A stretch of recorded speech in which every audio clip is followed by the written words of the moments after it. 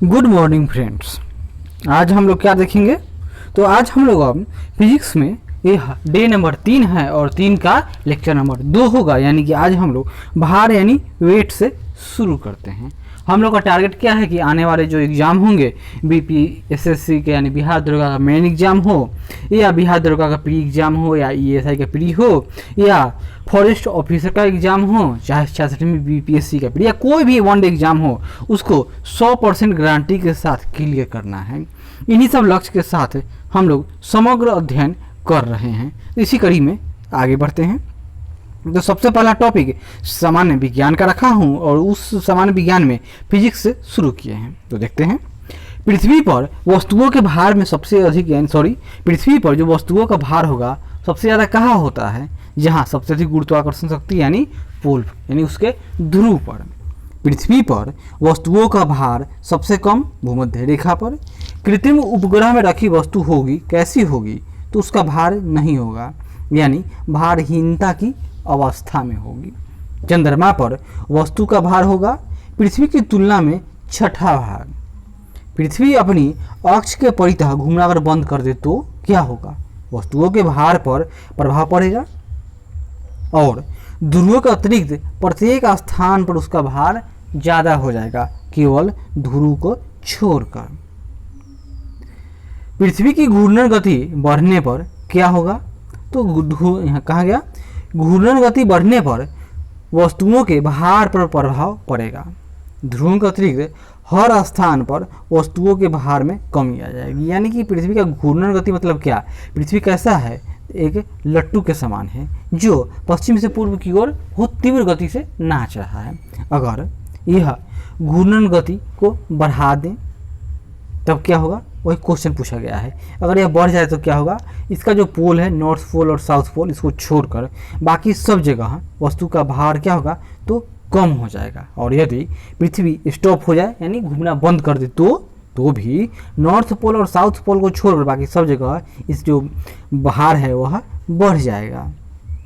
आगे देखिए, पृथ्वी की घूर्णन कम करने पर, ये तो जान चुके। आगे देखिए, पृथ्वी पर भार का मान अक्षांश के साथ साथ क्या होगा? अक्षांश के साथ साथ यह बढ़ता यानी यह घटेगा, मतलब परिवर्तित होगा। कैसे? तो देखिए, यह क्या है? यह पृथ्वी हो गया और पृथ्वी का यह नॉर्थ पोल है और यह साउथ पोल है। अब पृथ्वी का जो अक्षांश है यह 0 डिग्री अक्षांश होता है। अगर हम लोग इसके ऊपर ऊपर न जाएगा, हाँ, ऊपर नॉर्थ की तरफ या साउथ की तरफ जाएंगे तो क्या होगा? तो सबसे अधिक भार कहाँ मिलेगा? तो सबसे अधिक भार आपके नॉर्थ पोल और साउथ पोल पर है, जबकि 0 डिग्री पर सबसे कम है। अगर इससे हम लोग ऊपर जाएंगे या इससे नीचे जाएंगे तो भार चेंज हो जाएगा। आगे देखते हैं, यानी सबसे कम बीच में और सबसे अधिक नॉर्थ या साउथ पोल पर अतः परिवर्तित होगा।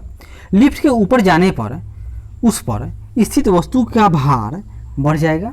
अगर लिफ्ट एक समान गति से जाएगा तो कोई खास असर नहीं है, लेकिन वह त्वरण के साथ ऊपर जाए तो क्या होगा? भार बढ़ जाएगा। लिफ्ट के नीचे जाने पर उस पर स्थित वस्तु का आभासी भार क्या होगा? तो त्वरण के साथ जाएगा तो कम होगा। दुर्घटनावश अगर लिफ्ट टूट गया तो उस पर स्थित वस्तु क्या हो जाएगा? तो वो भारहीन महसूस करेंगे। लिफ्ट के समान चाल से ऊपर या नीचे जाने पर उस पर स्थित वस्तु का आभासी भार क्या होगा? तो वास्तविक भार के बराबर होगा। जंग लगने पर लोहे के भार में क्या होता है? तो उसका भार बदल जाता है यानी बढ़ जाता है। सरल लोलक से संबंधित बार बार क्वेश्चन आता है। सरल लोलक मतलब क्या? देखिए, यह क्या हो गया? यह घड़ी है आपका। उसके बाद इस तरह से हम लोग देखते थे दीवार घड़ी में, पुराने ज़माने में इस तरह से लटका रहता था, जिसमें यह घड़ी हो गया और इस घड़ी में यह 12 का सुई है, यहाँ पर समय का हो गया और यह सेकेंड का हो गया। और फिर इसमें रहता था एक इसमें नीचे की तरफ यहाँ तक, वह क्या हो गया? यह लोलक था जो कभी इधर जाएगा कभी इधर जाता है। यह क्या हो गया? तो यह पेंडुलम है। इसी के बारे में बार बार क्वेश्चन आता है कि गर्मी में क्या होगा, ठंडा में क्या होगा, इसका लंबाई बढ़ा दिया जाए तो क्या होगा, इसका लंबाई घटा दिया जाए तो क्या होगा। तो देखिए, कृत्रिम उपग्रह में लोलक घड़ी कार्य नहीं करेगा, याद कर लीजिए इतना फैक्ट। आवर्तकाल का मान लोलक के द्रव्यमान पर निर्भर नहीं करता है। चंद्रमा पर लोलक घड़ी ले जाने पर क्या होगा, उसका आवर्तकाल का मान बढ़ जाएगा। आवर्तकाल का मान कैसे निर्धारित होता है, यह बीच में उसका लोलक है और कभी वह इधर जाएगा और कभी वह इधर जाता है, तो जो बीच यही इसका समय है, यही इसका क्या होता है, तो लोलक का आवर्तकाल होता है। कृत्रिम उपग्रह में लोलक घड़ी का आवर्तकाल अनंत हो जाता है। कृत्रिम उपग्रह में लोलक घड़ी का आवर्तकाल अनंत हो जाएगा। कोई लड़का झूला झूलते झूलते खड़ा हो जाए तो झूले का आवर्तकाल का मान घट जाएगा। गर्मियों में लोलक घड़ियाँ कैसी होती हैं, तो सुस्त पड़ जाती है गर्मी में। क्यों, क्योंकि पहले उनका जो पेंडुलम था लोलक इतना बड़ा था, लेकिन गर्मी में वह बढ़कर थोड़ा बड़ा हो जाएगा, अतः उनको दोनों जो चक्कर पूरा करने में, यानी पेंडुलम इसी तक इधर उधर करते रहता है, जिसमें उसका समय बढ़ जाएगा। गर्मी है। सर्दियों में लोलक घड़ियाँ तेज चलने लगती है। क्यों, क्योंकि उसका लोलक छोटा हो जाता है। सर्दियों में लोलक घड़ी का आवर्तकाल घट जाता है। गर्मियों में लोलक घड़ी का आवर्तकाल बढ़ जाता है। आगे बढ़ते हैं। पदार्थ के गुण की बात होती है। पदार्थ में सबसे पहले क्या देखा जाता है, उसका घनत्व। तो यहाँ देखिए, द्रव्यमान यानी मास बराबर क्या, प्रति एकांक आयतन, यानी किसी द्रव्यमान ये जो पदार्थ है उसमें क्या होगा, उस द्रव्यमान का प्रति एकांक आयतन वॉल्यूम क्या कहेगा, तो वह घनत्व कहलाता है। मतलब क्या समझे कि 1 वर्ग सेंटीमीटर लंबा मान लेते हैं, कल्पना कीजिए, और 1 वर्ग सेंटीमीटर चौड़ा, यह क्या हो गया आपका, तो यह घन हो गया। मान लेते हैं कि यह एक यूनिट है, तो इसमें जो उसका घनत्व है वही क्या कहेगा, तो वह घनत्व कहलाएगा। यह एक मास है, किसी वस्तु है, उसका यह द्रव्यमान है, और इसका जो आयतन है, वॉल्यूम है, वह क्या होगा, द्रव्यमान और घनत्व। और यह कैसे होगा, तो यहाँ देखिए, घनत्व बराबर द्रव्यमान बटे आयतन, यानी द्रव्यमान कितना है, मान लेते हैं इसका द्रव्यमान A हो गया और आयतन क्या है, तो आयतन B हो गया, तो यही इसका क्या होगा, तो घनत्व हो गया। इसका ऐसा ही मात्रक किलोग्राम पर मीटर क्यूब होता है। अपेक्षित घनत्व यानी वस्तु का घनत्व बटे 4 डिग्री सेल्सियस पर जल के घनत्व बराबर क्या होगा, अपेक्षित घनत्व। क्यों, क्योंकि 4 डिग्री सेल्सियस पर जो जल का घनत्व होता है वह अधिकतम होता है, और इसी को पैमाना से मान के, इसी को आधार मान के वस्तु का घनत्व निकाला जाता है। अपेक्षित घनत्व का कोई मात्रक नहीं होता है, यह एक अनुपात है। अपेक्षित घनत्व को हाइड्रोमीटर से मापा जाता है। दूध की शुद्धता लैक्टोमीटर नामक यंत्र से नापी जाती है। लोहे का घनत्व जल के घनत्व से अधिक होता है, तभी तो लोहा जल में डूब जाता है, जबकि पारे का घनत्व किससे, तो लोहा से क्या होगा, तो पारे का घनत्व से कम होगा, किसका, तो लोहा, तभी तो पारे में लोहा तैरेगा। इसलिए लोहे का टुकड़ा जल में डूब जाएगा किंतु पारे में तैरता है। 4 डिग्री सी पर जल का घनत्व सबसे अधिक होता है, जबकि आयतन कम होगा। अगर घनत्व अधिक है, यानी कि कोई इतने क्षेत्र है, इसी में ठूस ठूस का भरा है, यह मान लेते हैं ठोस है, द्रव क्या होगा, तो फैल गया, इसका घनत्व कम हो गया वाली बात है। और घनत्व अधिक तो उसका आयतन कम, और घनत्व कम तो आयतन अधिक। किसी बर्तन में जल भरा है, उस पर बर्फ क्या है, तो तैर रही है। जब बर्फ पूर्णतः पिघल जाएगी तो क्या होगा, याद कीजिए, क्योंकि यह क्या है आपका, यह गिलास है, इसमें हम लोग इसमें बर्फ का टुकड़ा रख दिए। अब इसका जो वेट है या जो प्रेशर है वह भी कहाँ, तो इसी जल पर ही ना स्थिर पहले से है। अगर यह गल जाए या न गले या पत्थर कुछ भी हो जाए तो पहले ही से तो इसको जल झेल ही रहा है, और इसके गलने पर भी कोई परिवर्तन न होगा। बर्फ का घनत्व जल के घनत्व से कम होता है, इसीलिए तो बर्फ तैरता है ऊपर। तो उसके आयतन का 1/10 भाग जल के ऊपर रहता है। समुद्री जल का घनत्व साधारण जल से अधिक होता है, इसलिए समुद्री जल में तैरना आसान होता है। स्वर्ण यानी गोल्ड पारा में डूब जाता है। क्यों, क्योंकि स्वर्ण का घनत्व पारे के घनत्व से अधिक होता है। ऑस्मियम धातु का सर्वाधिक घनत्व 22.61 ग्राम पर सेंटीमीटर क्यूब होता है, यानी सबसे भारी धातु कौन होगा, आपका ऑस्मियम की बात हो रही है, इसलिए यह सबसे ज़्यादा भारी है। जब नाव नदी से समुद्र में जाती है तो क्या होगा, तो वह थोड़ा ऊपर उठ जाती है। इसके विपरीत जब कोई नाव समुद्र से नदी में जाती है तो वह थोड़ा दब जाती है। समुद्र में नदी की तुलना में नाव पर अधिक बोझा रखा जा सकता है। अब हम लोग दाब के बारे में यहाँ से जानेंगे, तो देखते हैं। प्रति एकांक क्षेत्रफल पर लगने वाले बल को दाब कहते हैं। प्रति एकांक क्षेत्रफल यानी 1 मीटर चौड़ा, सॉरी इसको नहीं हुआ, 1 मिनट। प्रति एकांक क्षेत्रफल बराबर क्या कि 1 मीटर लंबा 1 मीटर चौड़ा, मान लेते हैं कि यह एक यूनिट हो गया, या इसको इस तरह से मान सकते हो सिंपल।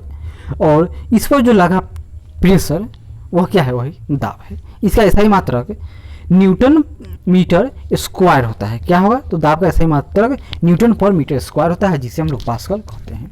दाब क्या है, यह एक अदिश राशि है। 1 पास्कल बराबर 1 न्यूटन पर मीटर स्क्वायर, या आगे देखिए 1 बार बराबर 10 पर पावर 5 न्यूटन मीटर स्क्वायर होता है। रेल की पटरियाँ चौड़े सिले ऊपरों पर बिछाई जाती हैं। रेल की पटरी क्या होगा, आप लोग देखते हुएगा इस तरह से नीचे उसके स्लीपर रहता है। पहले लोहे लकड़ी का टुकड़ा रहता था, अब लोहा, अब तो वह कंक्रीट का रहता है, और इसके ऊपर से रेल की इस तरह से रेलें यानी पटरियाँ बिछाई रहती हैं। तो वही वाली बात है। द्रव चालित प्रेस, द्रव चालित ब्रेक, द्रव चालित द्वार इत्यादि पास्कल के सिद्धांत पर ही आधारित हैं। वायुमंडलीय दाब के बारे में देखिए। यदि बैरोमीटर में पारे का पाठ्यांक अचानक एकाएक गिर जाता है तो इसका अर्थ क्या होगा, आंधी या तूफान आने की संभावना है। लेकिन पारा जब धीरे धीरे ऊपर चढ़ता चला जाए, धीरे धीरे उसका मान ऊपर चला जाए, तब क्या होगा, इसका अर्थ है कि हाई प्रेशर बढ़ रहा है, यानी अर्थात मौसम स्वच्छ रहेगा। यदि बैरोमीटर में पारा धीरे धीरे धीरे धीरे इस तरह से नीचे गिरा है तो इसका अर्थ होगा कि वर्षा होने की संभावना अधिक है, यानी कि अवदाब यानी निम्न दाब का क्षेत्र उत्पन्न हो रहा है। साबुन के बुलबुले के अंदर का दाब वायुमंडलीय दाब से अधिक होता है, तभी तो उसका व्यवहार चेंज हो जाता है। वो देखने में बुलबुला कैसा उत्तल लेंस की तरह रहता है, लेकिन व्यवहार कैसा करेगा, तो वह अवतल लेंस की तरह करता है। पहाड़ों यहाँ पहाड़ों नहीं कहा गया, पृथ्वी की सतह से ऊपर जाने पर वायुमंडलीय दाब कम हो जाता है, जिसके कारण पहाड़ों पर खाना बनाने में कठिनाई होती है और वायुयान में बैठे यात्री के फाउंटेन पेन से स्याही बहने लगती है। ये सब वायुमंडलीय दाब कम होने के कारण है, और इसी के कारण होता है कि पृथ्वी पर सतह पर 100 डिग्री सेल्सियस पर अगर पानी उबलकर भाप बनेगा तो पहाड़ पर वह 40 डिग्री पर ही उबलने लगता है। यही कारण है कि आप उसमें खाना नहीं पका सकते हो, परेशानी होगी। दाब का प्रभाव कुछ देखिए। पहला दाब का प्रभाव क्या होता है कि पिघलने, यहाँ देखिए कहाँ गया, पिघलने पर जिस पदार्थ का आयतन बढ़ जाता है उस पर दाब बढ़ाने से उसका गलनांक बढ़ जाएगा। पिघलने से जिसका आयतन बढ़ जाता है उसका दाब अगर बढ़ाएंगे तो उसका गलनांक बढ़ जाएगा। जैसे मोम, घी, यानी इस पर प्रेशर डालेंगे तो यह ठोस हो सकता है, यानी इसका गलनांक बढ़ रहा है। जो पदार्थ पिघलने पर संकुचित हो जाते हैं, यानी घट जाते हैं, उन पर दाब बढ़ाने पर उनका गलनांक कम होगा, यानी कि अगर प्रेशर बढ़ाएंगे तो वह जल्दी गल जाएगा। जैसे बर्फ आदि। क्वथनांक यानी मेल्टिंग पॉइंट, जिस पर यानी दाब का मान बढ़ने पर सामान्यतः सभी द्रवों का क्वथनांक बढ़ जाता है, यानी कि उनकी गलनांक का जो पहले वह 0 डिग्री पर गल रहे थे अब वह 4 डिग्री पर गल जाएंगे। पृष्ठ तनाव, पृष्ठ तनाव से बार बार क्वेश्चन आता है। देखिए, किसी द्रव का पृष्ठ तनाव वह बल है जो द्रव के मुक्त पृष्ठ पर खींची गई कल्पित रेखा के एक ओर उसकी एकांक लंबाई के लंबवत तथा पृष्ठ के तल में कार्य करता है। तभी तो कोई भी पदार्थ क्या करेगा, तो वह अपने केंद्र के नज़दीक ही रहना चाहेगा। यही कारण है कि वर्षा के बूंदे जब जमीन पर गिरती है तो कैसा, तो वह गोला हो जाता है, गोला रहता है। यहाँ देखिए, पृष्ठ तनाव का ऐसा ही मात्रक न्यूटन पर मीटर होता है, स्क्वायर नहीं। वर्षा की बूंदे गोलाकार होती हैं। कहा गया, वर्षा की बूंदें गोलाकार होती हैं। क्यों होती है, जल के पृष्ठ तनाव के कारण। लोहे की सुई जल की सतह पर तैरती है, क्यों, पृष्ठ तनाव के कारण।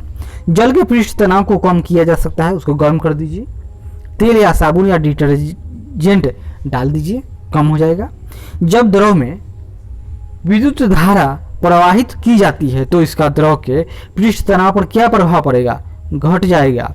जल में नमक मिलाने पर उसका पृष्ठ तनाव बढ़ जाता है। द्रव का ताप बढ़ने पर पृष्ठ तनाव क्या होगा, तो कम हो जाएगा। अगर हम लोग द्रव का ताप बढ़ा देंगे तो क्या होगा, ताप बढ़ाने पर उसका पृष्ठ तनाव कम हो जाता है। जल में मिट्टी का तेल छिड़क देने से क्या होगा, पृष्ठ तनाव कम हो जाता है, जिस कारण मच्छर के जो लार्वे पहले तैर रहे थे वो अब डूब जाएंगे और वो मर जाएंगे, जिससे मच्छर की बढ़वार है वह रुक जाएगी। श्यानता, श्यानता क्या है? ताप का मान बढ़ाने पर द्रवों की श्यानता पर क्या प्रभाव पड़ता है? तो श्यानता घट जाती है। ताप का मान बढ़ाने पर गैसों की श्यानता पर क्या प्रभाव पड़ेगा? तो वह बढ़ जाएगी, यानी ताप घटाएंगे तो श्यानता क्या होगा, घट जाती है, और ताप का मान बढ़ाने पर गैसों की श्यानता का प्रभाव बढ़ जाएगी। दोनों दो बातें देखिए, ताप का मान बढ़ाएंगे किस में, द्रव में, तो उनका श्यानता घट जाएगी, यानी कि वो और पतले हो जाएंगे। वहीं ताप का मान बढ़ाएंगे किस में, गैस में, तो क्या होगा, उसका श्यानता बढ़ जाएगा। दोनों अपोजिट हैं। द्रवों में श्यानता किसके कारण होती है? अणुओं के मध्य लगने वाले ससंजक बल के कारण। जल और वायु में किसकी श्यानता अधिक होगी? नॉर्मल बात है, सबसे कम श्यानता बल गैस में, तभी तो वह विरल है। उससे अधिक श्यानता बल आपस में किस में है? तो द्रव में, तभी तो वो लिक्विड है। और ठोस सबसे सख्त क्यों है? क्योंकि उसमें श्यानता बल सबसे अधिक है। जल और वायु में किसकी श्यानता अधिक? तो जल की होगी। शहद और जल में से किसकी श्यानता अधिक है? शहद की, तभी तो चिपचिपा है। गाढ़े एवं पतले द्रव में से किसकी श्यानता अधिक होगी? जो गाढ़ा द्रव है उसकी श्यानता अधिक होगी। सामान्यतः श्यानता का अर्थ क्या होता है? तो जनरली समान श्यानता का अर्थ क्या होगा? गाढ़ापन। लालटेन या लैंप की बत्ती में तेल ऊपर चढ़ता है, क्यों? कैपिलरी यानी केशिकत्व के कारण। अगर किसी के पास एक जो केशिकत्व या जो पतला पाइप हो और वह यहाँ से पृथ्वी से लेकर चांद तक चला जाए, तो आदमी पृथ्वी से चांद पर भी पानी भेज दे सकता है। ब्लॉटिंग पेपर कहाँ गया? ब्लॉटिंग पेपर स्याही को शीघ्र सोख लेता है। ब्लॉटिंग पेपर स्याही को शीघ्र सोख लेता है, क्यों? वही केशिकत्व के कारण। अब हम लोग ससंजक बल एवं असंजक बल के बारे में थोड़ा जानते हैं। ससंजक बल का अर्थ है एक ही पदार्थ के अणुओं के मध्य लगने वाला आकर्षण बल, कोहेसिव फोर्स। यानी यह दोनों क्या है? तो यह केंद्र है, दोनों केंद्र की तरफ, मतलब दोनों में आपस में प्यार है, आकर्षित हो रहा है। जैसे जैसे जल के अणुओं के मध्य, मतलब जल के अणुओं के मध्य क्या लगेगा? तो ससंजक बल लगता है। ससंजक बल ठोस पदार्थों में अधिक होता है। पृष्ठ तनाव का कारण क्या है? तो ससंजक बलों का कारण है, तभी तो केंद्र की ओर ही उनका फोकस या फोर्स लगा हुआ है। असंजक बल, एडहेसिव फोर्स, बल का अर्थ है दो भिन्न पदार्थों के अणुओं के मध्य लगने वाला आकर्षक बल। यानी दो भिन्न, यानी दोनों अपने से एक दूसरे से दूर जा रहे हैं, या निगेटिव पॉजिटिव के बीच आकर्षण है। इसमें दो भिन्न अणुओं के बीच आकर्षण हो रहा है, जैसे कागज व गोंद के बीच आकर्षण, यानी दोनों आपस में चिपक जाएंगे। जैसे ऐसे द्रव जो ठोस को गीला नहीं करते हैं, उनमें असंजक बल का मान ससंजक बल से कम होता है। असंजक बल का अधिक हुआ, यानी विकर्षण बल। तो जैसे पारा का कांच की दीवार को गीला नहीं करना, ऐसे द्रव जो ठोस की दीवार को गीला करते हैं, कोई ठोस पदार्थ है उसकी दीवार को गीला कर देंगे, उनमें असंजक बल का मान ससंजक बल से अधिक है। असंजक बल का मान ससंजक से अधिक है, यानी उसमें यूनिटी कम है। जैसे जल, पानी कांच के तल को गीला करते रहा है, तो उसमें असंजक बल अधिक है। चौक द्वारा श्यामपट्ट पर लिखना क्या है? यह भी असंजक बल के कारण ही संभव है कि चौक जो है वह ससंजक बल रहता तो वह ठोस रहता, हम कितना भी घसते तो उसमें से नहीं टूटता, लेकिन हम घस रहे हैं तो वह लिखा रहा है, यानी उसका जो ससंजक बल कमजोर हो रहा है असंजक बल की तुलना में। तभी तो बोर्ड पर चौक उस पर जाकर सर चिपक जा रहा है, तब ना लिख रहे हैं तो वह दिखाई दे रहा है वहाँ पर। विसरण, यह क्या है? डिफ्यूजन, पदार्थ के अणुओं का उनकी अधिक सांद्रता से कम सांद्रता की ओर स्थानांतरण विसरण कहलाता है। इत्र की खुशबू का फैलना, इत्र की खुशबू का फैलना इत्र के अणुओं का वायु के अणुओं में विसरण के कारण होता है। द्रव में विसरण गैस की अपेक्षा धीमी गति से होता है तथा ठोस में अत्यंत ही धीमी गति से होता है। याद कीजिए, मतलब इत्र का जो गैस इत्र फैल गया, मतलब क्या है? उसका विसरण हो रहा है, तो ना वो वायु का जो अणु है उसके साथ वह मिलकर फैल गया पूरे कैमरा में, तो वायु के अणुओं के में विसरण के कारण होता है। द्रव में विसरण गैस की अपेक्षा धीमी गति से होता है, यानी इसमें विसरण बल किसमें अधिक, जो विरल है तो गैस में सबसे अधिक, उससे कम द्रव में, और विसरण ठोस में तो अत्यंत ही धीमी गति से होगा। आर्किमिडीज का सिद्धांत यानी उत्प्लावन बल के बारे में थोड़ा जान लेते हैं। जब कोई वस्तु किसी द्रव में पूर्ण या आंशिक रूप से डूबी हो, क्या हो, पूर्ण या आंशिक रूप से डूबी हो, तो उस पर एक उत्प्लावन बल काम करता है जो वस्तु द्वारा हटाए गए द्रव के भार के बराबर होता है। जब आप पानी में तैरिएगा जाइएगा तो क्यों, क्योंकि आपके द्वारा जो किया गया है क्रिया, या आप जो शरीर जो आपके पानी धकेल रहा है वो उतना जितना कि आपका वेट है, यही कारण है कि आप उस पानी के ऊपर हो। और जिसको तैरने नहीं आता है वह डूब जाएगा, क्यों, क्योंकि उसके द्वारा उतना पानी विस्थापित नहीं किया जा रहा है जितना उसके शरीर का वेट है, अतः वह डूब जाएगा। इस नियम के बहुत से उपयोग हैं, जैसे यह जलयानों एवं पनडुब्बियों की डिजाइन बनाने में काम आता है। जीवन रक्षक पेटी, लैक्टोमीटर यानी दूध मापी एवं हाइड्रोमीटर द्रव घनत्व मापी इसी नियम पर आधारित है। आगे बढ़ते हैं। तरल में डूबी हुई वस्तु में दो बल कार्य करते हैं, कौन कौन, तो तरल में डूबी हुई वस्तु पर दो बल, एक अगर मान लेते हैं कि यह एक ऑब्जेक्ट है आपका, क्लियर है, यह एक ऑब्जेक्ट है और यह सब क्या है, तो पानी है, तो यह गया तो यह नीचे की तरफ डूब रहा है एक बल, और एक बल है जो पानी की चीज को ऊपर की ओर धकेल रहा है, तो दो बल हो गया। तो वस्तु का भार है इसका वेट, यह इसको नीचे की ओर धकेल रहा है, और उत्प्लावन बल जो द्रव है इसका जो घनत्व हो गया मान लेते हैं, यह इस वस्तु को ऊपर की ओर धकेल रहा है। यदि वस्तु का भार उत्प्लावन बल से अधिक हो तो वस्तु डूब जाएगी, यानी वस्तु के द्वारा उतना पानी डिस्प्लेसमेंट नहीं किया जा रहा जितना कि उसका वेट है, तो वह डूब जाएगा। लेकिन यदि उसका जितना वेट है उसके बराबर या उससे अधिक पानी को वह डिस्प्लेस कर रहा है तो वह नहीं डूबेगा, ऊपर तैरेगा। यदि वस्तु का भार उत्प्लावन बल के बराबर हो तो वस्तु द्रव के अंदर डूबी हुई अवस्था में तैरेगी। यदि वस्तु का भार उत्प्लावन बल से कम है तो उसका कुछ हिस्सा द्रव के बाहर निकल आएगा और वस्तु तैरेगी। एक लकड़ी के टुकड़े को पानी के नीचे पकड़कर रखने पर उस पर कितना उत्प्लावन बल होगा, यह लकड़ी के भार के बराबर होता है। याद कर लीजिए, जब किसी पिंड के द्रव को, ये पिंड को द्रव में डुबाया जाता है तो उस पर कौन सा बल कार्य करता है, तो उसका नाम है ऑपथ्रस्ट। ऑपथ्रस्ट मतलब क्या, उत्क्षेप, यानी ऊपर की ओर उसको पानी धकेल रहा है, और भार क्या है, वो उसको पानी में डुबो रहा है, दो बल काम करता है। आगे देखिए, चुंबकत्व यानी मैग्नेटिज्म के बारे में पढ़ेंगे हम लोग। चुंबकत्व में किसी स्थान पर चुंबकत्व सबसे अधिक होता है, कहाँ, तो चुंबक इस तरह का चुंबक हो या चुंबक इस तरह का हो, तो उसका एक सिरा नॉर्थ होगा और एक सिरा साउथ होगा। तो ये मान लेते हैं नॉर्थ, यह साउथ है, इसी तरह इसका एक सिरा नॉर्थ होगा, एक सिरा साउथ होगा। तो इसका जो क्या है, पोल है, इस पोल पर सबसे अधिक चुंबकत्व होता है। कुछ पदार्थों को कृत्रिम विधियों द्वारा चुंबक बनाया जा सकता है, जैसे कौन कौन है वो, लोहा, इस्पात, कोबाल्ट, यानी लौह वर्गीय धातु की बात हो रही है। चुंबक के किनारों के दोनों सिरों को क्या कहेंगे, तो चुंबक के ध्रुव यानी पोल कहते हैं।